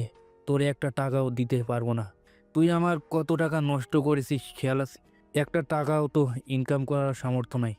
শুধুমাত্র তোর জন্য আজ আমাদের মানুষের কাছে অপমানিত হতে হয়েছে। আর না, এই বাড়িতে আর একটা টাকাও পাবি না। এবার থাকলে থাক, না থাকলে থাক। রাস্তার আব্বুর কথা শুনে মাথা নিচু করে আছে, কিছু বলছে না। রাজের চোখে পানি চলে এসেছে তার আব্বুর কথা শুনে। একে তো প্রচণ্ড মাথা ব্যথা, তার উপর তার আব্বুর এই ব্যবহার। তখন রাজা তার আব্বুর দিকে তাকিয়ে বলে, সরি আব্বু, মাথা ব্যথাটা একটু বেড়ে গেছিল, আর রুমেও ওষুধ নাই। সরি আব্বু, সরি। কথাটা বলে রাজ সেখান থেকে উঠে তার রুমে চলে এলো। রাজের আব্বু আম্মু পিছন থেকে রাজের দিকে তাকিয়ে আছে। তারা ভাবতে পারেনি রাজ এমন কিছু একটার জন্য টাকা চাইবে। রাজ রুমে এসে খাটে হেলান দিয়ে বসে পড়ল। এমনিতে মাথার উপর দিয়ে অনেক কিছু গেছে, তার উপর সকাল থেকে কিছু খায়নি রাজ। পেটের ক্ষুধাটাও যেন মাথা ব্যথাকে আরও তীব্র করে তুলেছে। রাজ আর সহ্য করতে পারছে না, দু হাত দিয়ে হালকাভাবে মাথা চেপে ধরে। রাজ মাথা চেপে হেলান দিয়ে বসে আছে। এমন সময় কেউ রাজের দরজায় ঠকঠক করতে লাগলো। রাজ গিয়ে দরজা খুলে দিল। রাজ তাকিয়ে দেখে আবির আর ফাহিম দাঁড়িয়ে আছে হাতে খাবার নিয়ে। রাজ কিছু বুঝতে পারছে না। আবির আর ফাহিম রুমে ঢুকে পড়ল। তখন রাজ বলল, কি রে, হঠাৎ করে তোরা? তোর নাকি মাথা ব্যথা? তোরা কিভাবে জানলি? আঙ্কেল আন্টি ফোন দিয়ে বললো তোর নাকি খুব মাথা ব্যথা। বাসায় নাকি রান্না করেনি আজকে, তাই তোর জন্য খাবার আর টাফনিল নিয়ে আসতে বললো। রাজ ফাহিমের কথা শুনে কিছু বলল না, হালকা একটা মুচকি হাসি দিল। বাবা মা যত রেগে থাক, বাবা মার চেয়ে বেশি কেউ খেয়াল রাখে না। পৃথিবীতে বাবা মার চেয়ে আপন কেউ হয় না, বাবা মার চেয়ে বেশি কেউ ভালোবাসে না, এবং কি নিজের প্রিয় মানুষটাও না। এমন সময় রাজের আম্মু রুমে এলো। রাজ তার আম্মুকে দেখে কিছু বলল না, মাথা নিচু করে দাঁড়িয়ে রইল। তখন ফাহিম বলল, আন্টি এই যে খাবার আর ঔষধ, আমরা এখন গেলাম। একটু থেকে তো যাও। না আন্টি, আমরা এখন যাই, একটু কাজ আছে, পরে আবার আসবো। আচ্ছা ঠিক আছে, যাও। মামা ফোন দিস। ঠিক আছে। আবির আর ফাহিম খাবার আর ওষুধ টেবিলে রেখে চলে গেল। রাজ চুপচাপ দাঁড়িয়ে আছে, কিছু বলছে না। তা দেখে তার আম্মু বলল, এইভাবে দাঁড়িয়ে না থেকে বস, আমি খাইয়ে দিচ্ছি। রাজ কিছু বলল না, খাটের এক সাইডে গিয়ে বসে পড়ল। তার আম্মু তাকে খাইয়ে দিতে লাগলো। রাজকে খাবার খাইয়ে দিয়ে ওষুধ খাইয়ে দিলেন, তারপর বলেন, শুয়ে ঘুমানোর চেষ্টা কর, আমি তোর মাথা টিপে দিচ্ছি। লাগবে না, তুমি যাও। চুপচাপ শুয়ে থাক আর ঘুমা। রাজ আর কিছু বলল না। রাজ চোখ বন্ধ করে ঘুমাতে লাগলো, আর তার আম্মু তার মাথা টিপে দিতে লাগলো। কিছুক্ষণের মধ্যে রাজ পাড়ি দিল ঘুমিয়ে এসে। রাজের আম্মু রাজের দিকে তাকিয়ে একটা শুকনো হাসি দিয়ে বলল, দূর, আমার ছেলেটার সাথে এসব করা ঠিক হয়নি। রাত প্রায় 10টা বাজে। এমন সময় রাজের ঘুম ভাঙে তার আম্মু ডাকে। রাজের মাথা ব্যথাটা অনেকটা কমে গেছে, নাই বললেই চলে। তখন রাজের আম্মু বলল, কিরে, মাথা ব্যথা কমেছে? হুম। আয় নিচে আয়, ডিনার করবি। আমার এখন খিদে নেই, তোমরা খেয়ে নাও। তোর আব্বু তোর জন্য অপেক্ষা করছে, তাড়াতাড়ি আয়, না হলে কিন্তু রাগ করবে। ঠিক আছে, তুমি যাও, আমি যাচ্ছি। রাজ বিছানা থেকে উঠে ফ্রেশ হয়ে নিল, তারপর নিচে নেমে রাস্তার আব্বুর দিকে একবার তাকিয়ে খাবার টেবিলে বসলো। রাজ কিছু বলছে না, মাথা নিচু করে চুপচাপ খাচ্ছে। রাজের আব্বু কিছু বলছে না। রাজ কোনো রকমে খাবার শেষ করে উপরে চলে আসে আর সিগারেটের প্যাকেটটা নিয়ে ছাদে চলে আসে। রাজ তেমন ছাদে আসে না। রাজ ছাদের এক সাইডে দাঁড়িয়ে আছে আর একের পর এক ধোয়া ওড়াচ্ছে। তানহার কথা বারবার মনে পড়ছে। রাজ তানহার কথা মনে না আনার চেষ্টা করছে, তবু মনে পড়ছে, কারণ জীবনের প্রথম ভালোবাসাকে কেউ কখনো ভুলতে পারে না। রাজ একের পর এক সিগারেটের ধোঁয়া ওড়াচ্ছে আর সিগারেটের ধোঁয়ার দিকে তাকিয়ে আছে। সিগারেটের ধোঁয়ার সাথে রাজ তার কষ্টগুলোকে উড়িয়ে দিচ্ছে। তানহার স্মৃতি সে সিগারেটের ধোঁয়ার সাথে উড়িয়ে দিচ্ছে, কিন্তু তানহার স্মৃতিগুলো বারবার রাজের মস্তিষ্কে এসে ধাক্কা খাচ্ছে। বারবার তানহার সাথে কাটানো মুহূর্তগুলো মনের এক কোণে এসে ভিড় জমাচ্ছে। রাজ আকাশে পানে তাকিয়ে তানহার কথা ভেবে চলেছে। তার মস্তিষ্কে শুধু একটাই ছবি ভাসিয়ে তুলে, তা হলো তানহা। রাজ বেশ কিছুক্ষণ পর একটা মিথ্যা হাসি দিয়ে রুমে চলে আসে। পরের দিন বিকেল প্রায় 3টার সময় রাজের ফোনে একটা মেসেজ আসে। রাজ তাকিয়ে দেখে তানহা। রাজ মেসেজটা ওপেন করে দেখে, আজ বিকেল 5টার সময় জায়গায় আসবি, আমি তোর জন্য অপেক্ষা করব। আর এটাই হয়তো তোর সাথে আমার লাস্ট দেখা, অবশ্যই আসবি। মেসেজটা দেখে রাজ একটা মিথ্যা হাসি দিল। আর সারাদিন রাজ কোথাও বের হয়নি বাসা থেকে। তবুও রাজ তানহার সাথে দেখা করতে যাবে, কারণ এটাই রাজের শেষ দেখা। তাই রাজ তানহাকে মেসেজ দিয়ে বলল, আসবো। বিকেল 5টা। রাজ বাইক নিয়ে তানহার বলা জায়গায় চলে যায়। রাজ গিয়ে দেখে তানহা একটা বেঞ্চে বসে আছে। তানহার চোখ মুখ লাল হয়ে আছে, হয়তো কেঁদেছে, নয়তো রেগে আছে। তখন রাজ মনে মনে ভাবে, আমার জন্য আবার কেন কাঁদবে, হায়রে বেহেয়া মস্তিষ্ক। রাজ গিয়ে তানহার সামনে দাঁড়ায়। তানহা রাজকে দেখে কিছু বলল না, দুজনেই চুপচাপ দাঁড়িয়ে আছে। তখন নীরবতা ভেঙে তানহা একটা বড় নিঃশ্বাস নিয়ে বলল, তুই এইটা কেন করলি? কি করেছি আমি? কেন? তুই জানিস না তুই কি করেছিস? তুই আমার বাবার গায়ে হাত কেন তুললি? আপনার বাবার গায়ে হাত তুলেছি, এটা আমার দোষ? আর আপনার বাবা যখন আমার বাবা মাকে অপমান করছিল, তখন কইছিলেন আপনি? আপনার বাবা বাবা আর আমার বাবা মা না। ওই জায়গায় যদি আপনার বাবা না থেকে অন্য কেউ থাকতো, তাহলে আমি কী করতাম সেটা আপনার কল্পনা অতীত। আমি যা করেছি ঠিক করেছি। এটার বেশি তোর থেকে কিছু আশা করা যায় না। আমি ভুল ছিলাম, ভুল করেছি আমি তোকে ভালোবেসেছিলাম, তোকে ভালোবেসে পরিবর্তন করে নিব, কিন্তু না, আমি ভুল ছিলাম। আমিও ভুল করেছিলাম। যেখানে টাকা দিয়ে যোগ্যতা মাপা হয় আর সেই যোগ্যতা দিয়ে ভালোবাসা মাপা হয়, সেখানে আমি আপনাকে ভালোবেসেছিলাম। আমি যদি টাকা দিয়ে ভালোবাসা মাপতাম, তাহলে তোকে ভালোবাসতাম না। বাবা ঠিক কথাই বলেছে, তোর মতো ছেলে আমার ভালোবাসা পাওয়ার যোগ্য না। তোর মতো ছেলে জীবনে কিছুই করতে পারবে না। কে কার যোগ্য না সেটা তো ক্যাম্পের দিলেই বোঝা যায়। যে মেয়ের যোগ্যতা দিয়ে ভালোবাসে, আর যাই হোক, তাকে কখনো ভালোবাসা যায় না। I hate my love, I hate Tana, I have remove you from my life for good. আমি আমার জীবন থেকে চিরদিনের জন্য আপনাকে মুছে দিলাম। কথাটা বলে রাজ সেখান থেকে চলে গেল। তানহা রাজের চলে যাওয়ার দিকে তাকিয়ে রইল অশ্রু চোখে নিয়ে। রাজ সেখান থেকে সোজা তার বাসায় চলে গেল। লম্বা একটা শাও নিয়ে রুমে বসে সব কিছু ভাবতে লাগলো, তার নিজেকে কিভাবে পরিবর্তন করবে। সব কিছু ভাবতে লাগলো 3 মাস পর। এই 3 মাসে রাজ নিজেকে অনেক পরিবর্তন করে নিয়েছে। এখন রাজ তার আব্বুর সব দায়িত্ব নিজের কাঁধে নিয়েছে। রাজার আগের মতো রাত বেড়াতে বাসায় ফিরে না, রাজার আগের মতো বন্ধুদের সাথে আড্ডা দেয় না। রাজ এখন বুঝে বাস্তবতা কী জিনিস। রাজের এই পরিবর্তন দেখে রাজের আব্বু আম্মু অনেক খুশি। তারা ভাবতে পারেনি ওই দিনের পর থেকে রাজ নিজেকে এভাবে পরিবর্তন করে নিবে। রাজ এই 3 মাসে নিজেকে পরিবর্তন করে নিল। সে আজও তার প্রথম ভালোবাসা তানহাকে ভুলতে পারেনি।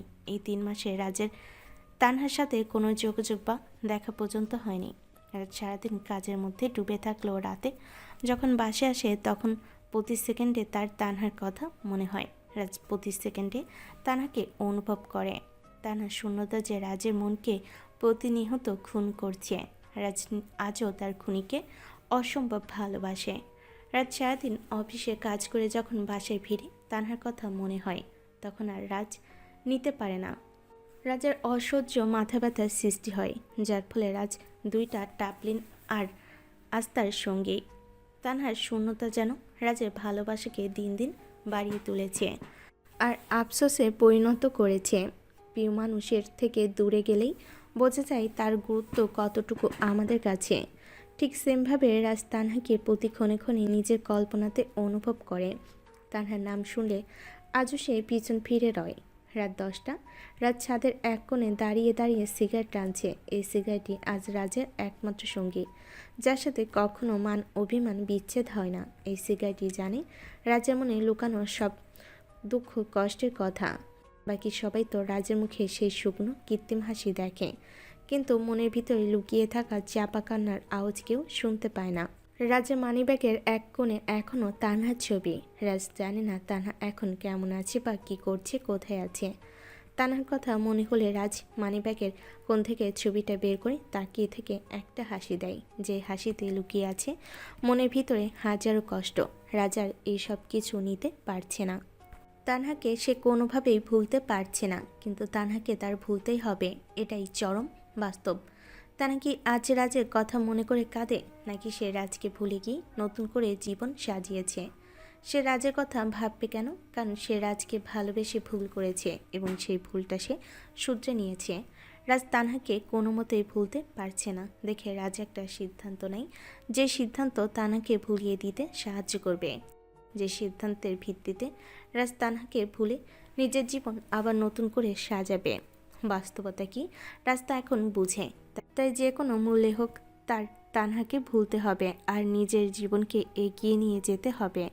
রাজ ভাবে কারোর জন্য কারো জীবন থেমে থাকে না, তাই রাজ একটা সিদ্ধান্ত নেয়, তা হলো বিয়ে করার সিদ্ধান্ত।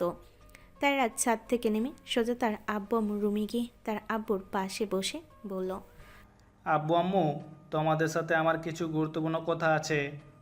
কি কথা বল। আমি বিয়ে করব। তুই বিয়ে করবি মানে কি? সবে তো 3 মাস হলো অফিসে বসার, আর কয়েকটা মাস যাক, তারপর না হয় দেখা যাবে। অফিসের সাথে বিয়ের কি সম্পর্ক বুঝলাম না।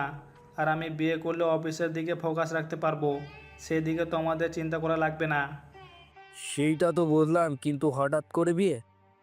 আরে ছেলেটা বিয়ে করতে চাইছে, করুক না, বয়স তো আর কম নেই। আর তুমিই তো 3 মাস আগে ওর বিয়ে দিতে চাইছিলে, এখন এরকম করছো কেন?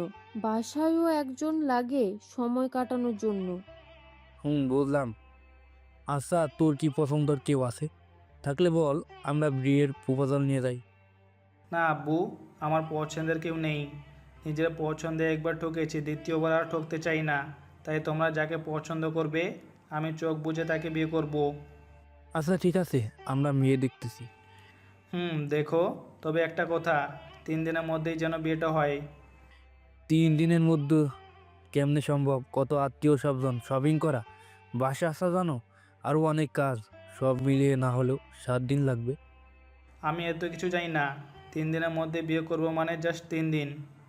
কথাটা বলে রাজ তার আব্বুর রুম থেকে বেরিয়ে যায়। রাজের আব্বু আম্মু আর কিছু বলল না, কারণ রাজ যেটা বলেছে সেটাই। 3 দিন পর ছাদের এক কোণে দাঁড়িয়ে আছে রাজ, আবির আর ফাইম।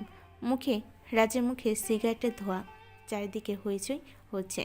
কারণটা রাজের বিয়ে, বাবার একমাত্র ছেলে, তাই অনেক ধুমধাম করে বিয়েটা সম্পূর্ণ হয়েছে। রাজ এখনও তার সদ্য বিবাহ করা স্ত্রীর মুখটা দেখেনি এবং কি তার নামটাও জানে না। তার আব্বু আম্মুর পছন্দের মেয়েকে বিয়ে করেছে সে।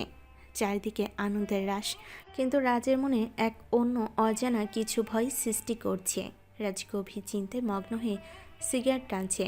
তখন আবির বলল, কী রে মামা, এত কি ভাবছিস? না কিছু না। এত ভেবে কাজ নেই, ভয় পাস না, তুই ঠিক পারবি বিড়াল মারতে। আব্বে হালা, আমি ভাবছি কি আর তুই? চিন্তা নাই মামা, আমরা আছি। একটা ফোন দিস, পুরো ফার্মেসি তোর জন্য বুকিং করে রাখবো। তোরে তো আমি।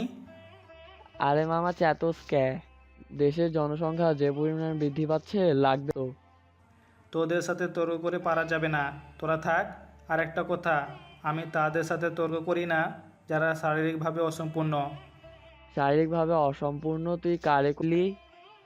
কারে আবার তোরে কইছে? আরে আমারে আবার কেন বলবে, 100-র মধ্যে 100 তোরে বলছে। না, তোরে বলছি। না তোরে বলছে। ফাইমার আবির তর্ক করতে লাগলো। এই ফাঁকে রাজ একটা হাসি দিয়ে তার রুমের সামনে চলে এলো। রাজ কিছু না ভেবে রুমে প্রবেশ করলো। রাজ তাকিয়ে দেখলো লাল শাড়ি পরে ঘোমটা দিয়ে বিছানার মধ্যে বসে আছে একটা মেয়ে।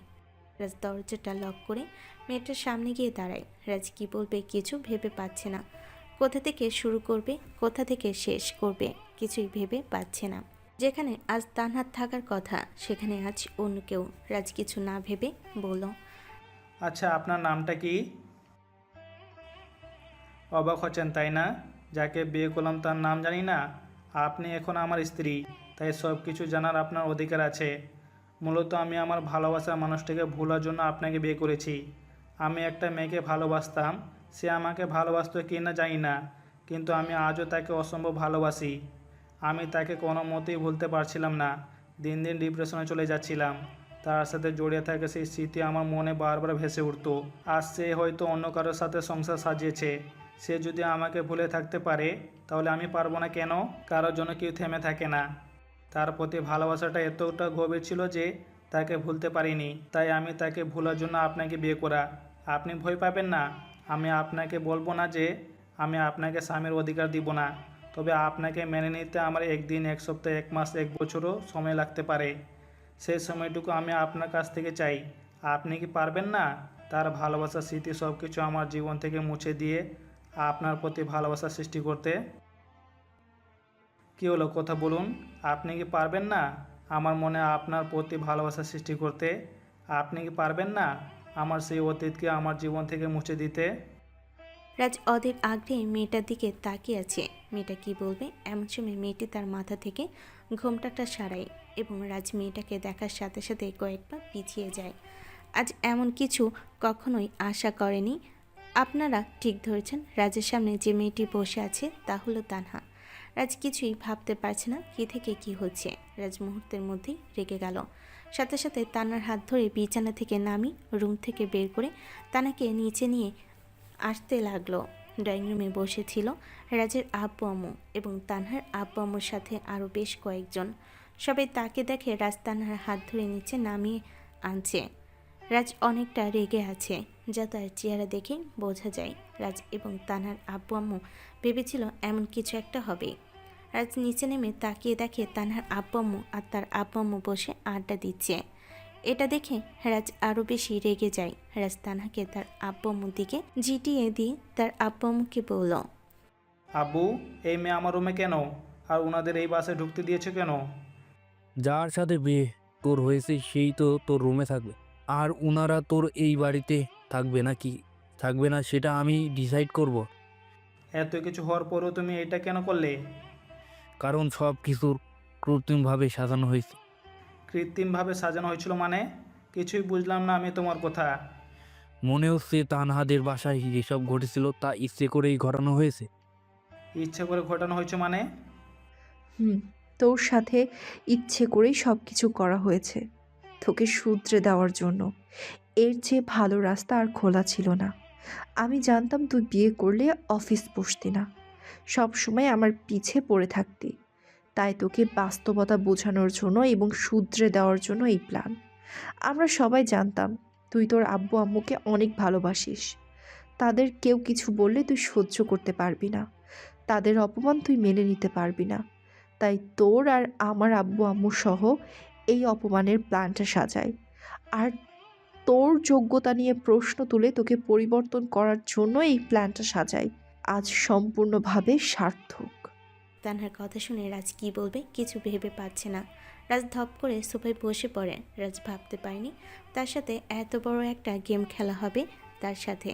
সবশেষে রাজ ভাবে যে যা করেছে সব তার জন্যই করেছে, তাদের জন্যই আজ তার এই পরিবর্তন, তাদের জন্যই আজ সে বাস্তবতার মুখোমুখি দাঁড়িয়ে লড়াই করতে জানে। রাজ একটা মুচকি হাসি দিয়ে উঠে সবার সামনে তানাকে জড়িয়ে ধরে। তানাও শক্ত করে রাজকে জড়িয়ে ধরে। সবাই খুশি হয়ে তাদের দিকে তাকিয়ে আছে। এমন সময় আবির বলল, কি রে মামা, সবার সামনে কি প্র্যাকটিক্যাল সিনেমা দেখাচ্ছিস নাকি? আবির কথাটা শুনে রাজ আর তানহা একে অপরকে ছেড়ে দেয়। রাজ তানহাকে ছেড়ে দিতেই তানহা লজ্জা পেয়ে দৌড়ে উপরে চলে গেল। রাজ তখন তানহার আব্বুর উদ্দেশ্যে বলল, আঙ্কেল ওই দিনের জন্য সরি, আমার এমনটা করা উচিত হয়নি। আমি কিছু মনে করিনি বাবা, বরং এটা ভেবে খুশি যে তুমি তোমার আব্বুর জন্য এমনটা করেছো। আঙ্কেল আমি আমার আব্বু আম্মুর জন্য পুরো পৃথিবীর সাথে লড়ে যেতে পারি যদি কথা আমার আব্বু আম্মুর উপরে আসে। আঙ্কেল না, আব্বু বলবে। আর তোমার মতো ছেলেরা কারণে বাবা মায়েরা গর্ব করে যে তাদের ছেলে তাদের কতটা সম্মান করে। ঠিক আছে আব্বু বলবো আজ থেকে, আমার দুইটা আব্বু দুইটা আম্মু। রাজা একটা হাসি দিয়ে উপরে চলে আসে। রাজের মুখে এমন হাসি দেখে সবাই হেসে ফেলে। সবার মুখে আনন্দের চাপ। রাজ সোজা রুম এসে দরজাটা লক করে দিয়ে তানহাকে জড়িয়ে ধরল। কি রে, ছড়িয়ে ধরলি কেন? ছাড়। তখন তো হন হন করে বাইরে বেরিয়ে গেলি। আর তুই তো বলেছিস তুই তোর লাইফ থেকে চিরদিনের জন্য আমাকে মুছে দিয়েছিস। সেটা তোর আগে বসে বলেছি, আর সব কিছুর জন্য সরি। আমিও সরি সেই দিনের জন্য, থাপ্পড় মারার কারণে। আরে না, আমার বাবার কলার ধরলে কেউ আমিও এমনটা করতাম। তবে একটা কথা, আমি আমার শ্বশুরমশাইয়ের কলার ধরেছিলাম, সেখানে আপনার থাপ্পড় মারাটা উচিত হয়নি, তাই শাস্তি তো পেতে হবে। কি শাস্তি? ওয়েট দেখাচ্ছি। বলে রাজ 4 ঠোঁট এক করে দিল। সাথে সাথে তানহা রাজকে সরিয়ে দিল। রাজ অবাক হয়ে বলল, এইটা কি হলো? এইটা কি হলো না? তুই আবার সিগারেট খেয়েছিস? তোর মুখ থেকে সিগারেটের গন্ধ বের হচ্ছে। আসলে এই 3 মাস আপনি ছেড়ে যাওয়ার পর সিগারেটই আমার একমাত্র সঙ্গে ছিল। এই 3 মাসে যে পরিমাণে কষ্ট পেয়েছি সেটা একমাত্র সিগারেটই জানে। কষ্ট কি শুধু তুই একা পেয়েছিস? আমি পাইনি? আমিও অনেক কষ্ট পেয়েছি। কষ্ট যদি পেতেন তাহলে আমাকে দেখতে আসতেন। কে বললো তোকে আমি দেখতে আসিনি? এই 3 মাস প্রায় সময় তোর সাথে ছিলাম। তোর আশেপাশে যা তুই খেয়াল করিসনি। তোরে দেখে তারপরে বাসায় ঘুমাইতে যেতাম। বুঝলাম। কি বুঝলি? বুঝলাম যে আপনি আমাকে অনেক ভালোবাসেন, আমিও আপনাকে অনেক ভালোবাসি। তবে একটা শর্ত, কি শর্ত? আপনাকে পুলিশের চাকরি ছেড়ে দিতে হবে, আর আমি রোজ অফিস যাওয়া এবং আসার সময় আদর করতে হবে। উফ, আদর আর আদর, আমার সিনিয়র পুলিশ বউ। আমি তো 3 মাস আগে চাকরি ছেড়ে দিয়েছি তোমাকে আদর করার জন্য। আমি কিন্তু আর বোখাটে নেই।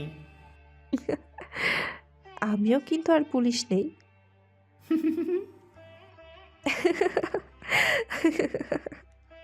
দুজনেই হাসতে হাসতে একে অপরকে নিজেদের বাহুডোরে আবদ্ধ করে নেয়। তানহা রাজের এই হাসির মধ্যে হাজারো পূর্ণতা বিদ্যমান। পূর্ণতা পাক ভালোবাসার সকল অভিমানে জমা ভালোবাসাগুলো।